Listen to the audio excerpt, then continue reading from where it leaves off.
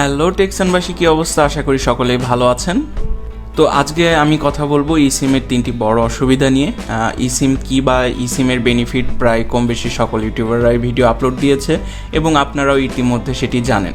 তো ছোট্ট করে বলে নিই, ইসিম হচ্ছে ইলেকট্রনিক সিম, যা কিনা একটি চিপসের মতো মাদারবোর্ডের সঙ্গে অ্যাটাচ করা থাকবে।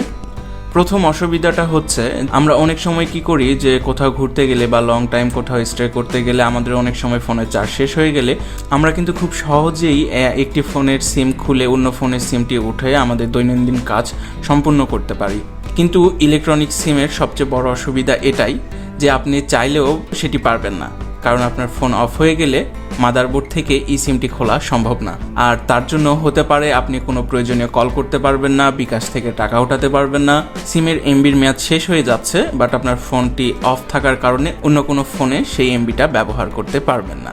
দ্বিতীয় অসুবিধা বলার আগে ছোট্ট একটা ঘটনা বলতে চাচ্ছি যে আগে এক সময় কি হতো, সিম থেকে ন্যানো সিম, তারপর মাইক্রো সিম। অনেক সময় আমরা ফ্রেন্ডদের ভিতরে আলোচনা করতাম যে সিম দিন দিন অনেক ছোট হয়ে যাচ্ছে, কবে যেন সিমটি হারায় যায়। হয়েছেও তাই। ই সিম আসার পরে আমরা আর পরবর্তী জেনারেশনে হয়তো সিম জিনিসটা দেখতে পারবো না। বাংলাদেশে ই সিম চালু হয়েছে বেশ অনেক আগে, বাট সিম কোম্পানিগুলো চালু না করলেও রিসেন্টলি কিন্তু গ্রামীণফোন ই সিম সার্ভিস চালু করেছে। তো দ্বিতীয় অসুবিধাটা হচ্ছে, ই সিম আপনার কিন্তু শুধুমাত্র কোম্পানি থেকে একটা স্ক্যানার বারকোড আপনাকে প্রোভাইড করবে, যেখান থেকে আপনি স্ক্যান করে আপনার ফোনে ই সিমটা সেট করে নিতে পারবেন। কিন্তু এখন যদি আপনার ফোনটি চুরি হয়ে যায়, আপনি চাইলেও দ্রুত কোনো জায়গা থেকে সিমটি রিপ্লেস করতে পারছেন না, যতক্ষণ না পর্যন্ত আপনি ই সিম যুক্ত একটি ফোন কিনবেন এবং তাতে বারকোড স্ক্যান করার পর আপনি সেই সিমের সুবিধাটা গ্রহণ করতে পারবেন।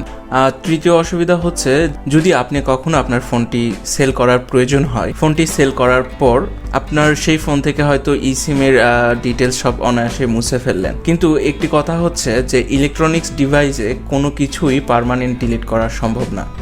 সেটি মেমোরি, পেন ড্রাইভ বা হার্ড ডিস্ক হোক, সব কিছুই রিকভারি করা সম্ভব। তো ই সিম আমাদের কতটা প্রাইভেসি রাখতে পারবে সেটি দেখার বিষয়। হতে পারে কোনো অ্যাপস বা একদল হ্যাকার সেগুলি অনায়াসেই বের করে ফেলছে, সেটি আপনার বা আমার জন্য বিপজ্জনক।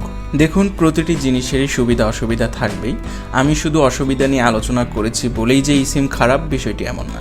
অসুবিধা নিয়ে আলোচনা করেছি এই জন্যই যাতে পরবর্তীতে ফোন এবং সিম কোম্পানি উভয়ই এই বিষয়গুলোর দিকে নজর দেয়। এই ছিল ই সিমের 3টি বড় অসুবিধা।